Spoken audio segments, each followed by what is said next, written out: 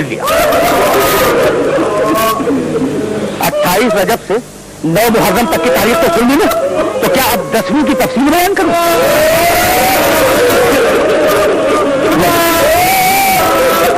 अब मैं 10वीं की तफसील में नहीं जाऊंगा। आशूर की शब गुजरी, सफेद सारी रोमदार हुआ, अकबर ने लहजे मोहम्मद में आवाज अजान दी, तीर आए, हुसैन के आगे 2 शहीद हो गए, और उसके बाद एक गया शहीद हुआ, हुसैन को पुकारा, हुसैन लाशा लेके आए, दूसरा गया शहीद हुआ, हुसैन को पुकारा, हुसैन फिर गए और लाशा लेके आए।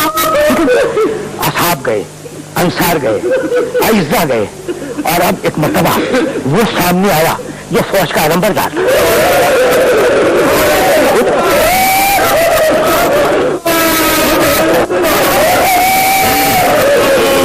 बोला मुझे जंग की इजाजत है? नहीं, अलबत्ता पानी लाने की इजाजत है। वो आलमबरदार मैदान में आया, पानी भरा, चला, गोद लगा, जमीन पे आया, और वो हुसैन जो शुरू से लेकर शाम तक लाशें लाते रहे। मैंने कभी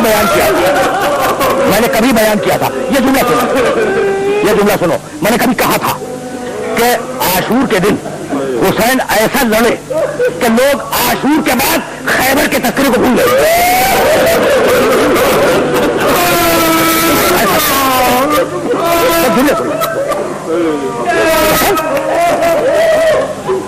लिखा है तारीख लिखने वालों ने कि जब कोई मैदान से पुकारता था कि मौला मेरी मदद को पहुंचिए, तो हुसैन अपने घोड़े को भगाते हुए जाते थे। सुनना, और झुककर उस शहीद के लाशे को बाएं हाथ से उठाते थे और दाहिने हाथ से लगाम को घोड़े को इशारा करते हुए खैमे तक लाकर उस लाशे को रख दिया करते थे। और यजीद की फौज के सिपाही रेखाबों पे जोर देके खड़े होते थे और हुसैन की शान को देखा करते थे। ये उस वक्त की शान थी जब अब्बास ने नहीं बुलाया था, जब अब्बास ने बोला एक मतलब खबर सामने।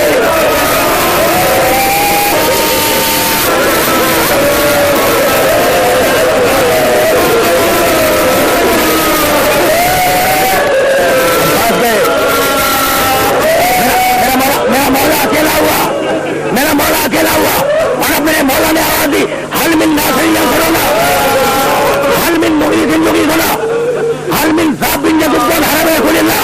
है कोई मेरी मदद को आने वाला? भाई कोई ना आया, मगर एक झूले से एक बेशीर जमीन दिया गया।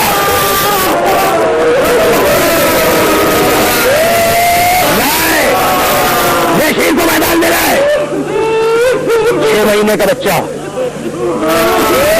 पूरी इंसानियत से अपील कर रहा हूं, भाई झगड़ा मेरा आपके साथ हो सकता है, लेकिन मेरे 6 महीने के बच्चे के साथ नहीं हो सकता।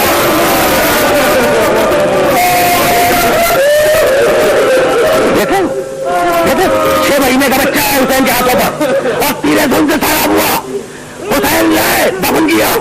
और अब एक मर्तबा खैमे के करीब आए, संदूक को खोल, मेरा पुराना लिबास ले रहा, लेकिन देख फिजा ज़ैनब को खबर नहीं पड़ी।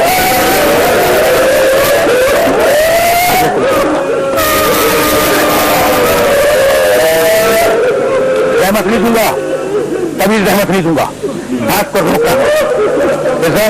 ज़ैनब को खबर न होने पाए। फिजा गई, संदूक खोला, एक पुराना फटा हुआ लिबास लेके दामन में छुपाकर चली। शहजादी ज़ैनब की निगाह पड़ गई। फिजा तेरे दामन में क्या है? फिजा खामोश है। एक मतलब जनाब के आलम में कहा मेरी माँ के हाथ का तेरे दामन में क्या है? कहा हुसैन ने लिबास मांगा है। कहा लिबास नहीं मांगा, मेरे भाई ने कफन मांगा है।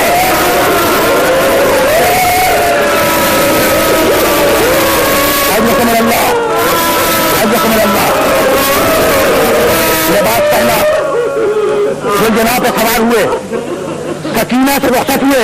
याद है ना, सकीना को बड़ी देर तक गोद में लेके प्यार करते रहे, और जब बहुत देर बातें कर ली थी ना सकीना से, तो कहने लगे दाई सकीना, लाली आती का दिलमा, सकीना मुझे इजाजत दो, शायद मैं तुम्हारे लिए पानी लाऊं।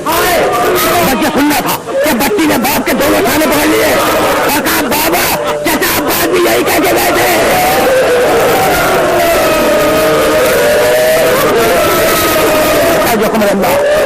हुसैन मैदान में आए।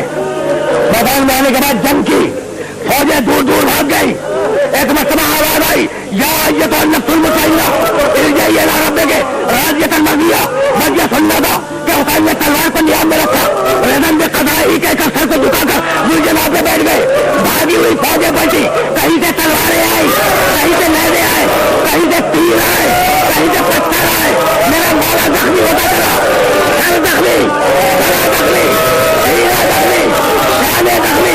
एक मरतबा ज़ुलजलाल ने हुसैन को जमीन पे उतारा।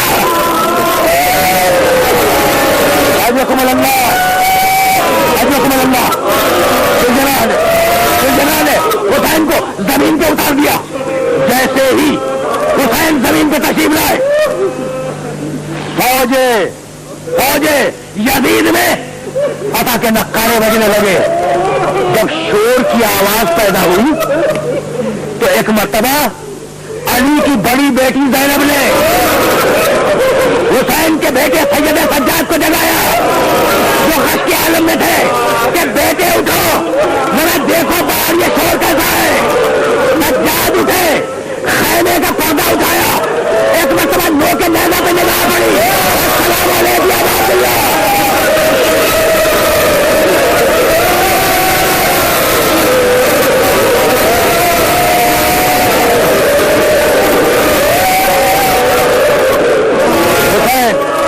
हुसैन शहीद हो गए, हुसैन शहीद हो गए करबला के मैदान में। करबला के मैदान में मेरा इमाम शहीद हो गया। बताऊं तुम्हें और ये जुमले याद रखना। एक मरतबा सरदार लश्कर ने अपने सिपाहियों को हुक्म दिया कि अब सवार अपने घोड़ों की नालबंदी करें, लाशों को पामाल किया जाएगा। ज्यादा नहीं अर्ज करूंगा, हमीद इब्ने मुस्लिम कहता है। करबला के बंदे शाम हो गई ना, हुसैन शहीद हो गए, घोड़ों की पामाली का वक्त आ गया, शाम हो गई ना करबला के बंदे। हमीद इब्ने मुस्लिम कहता है कि अंसा कुल्ला शय, जुमला सुनना, तारीख से कोट करवाओ।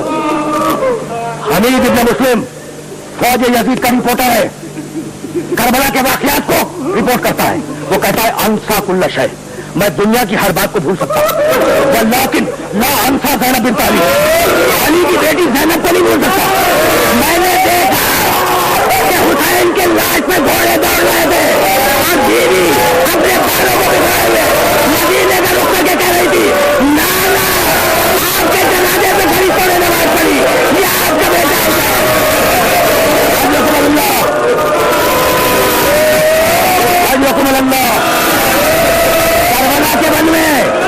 करबला के बन में शाम गरीबा आ गई। करबला के बन में शाम गरीबा आ गई। अजीजों, दोस्तों, मेरे मोहतरम सुनने वालों, ये फकत गरीबों की शाम नहीं है, ये बेवाओं की शाम है, ये लावारिस बच्चों की शाम है, ये कुचले हुए लाशों की शाम है, ये जले हुए खैमों की शाम है, ये बराइला सर सैदानियों की शाम है।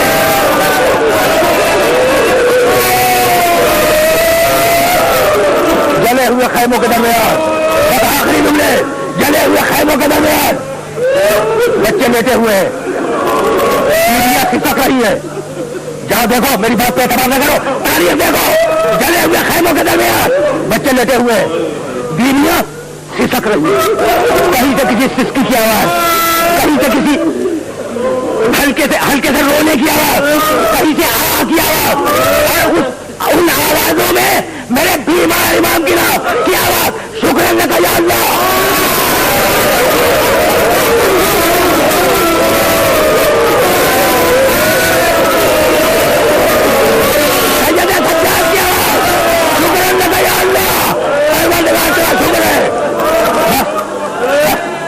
आपने कही किया, मजलिस आखिरी मरहले में दाखिल हुई।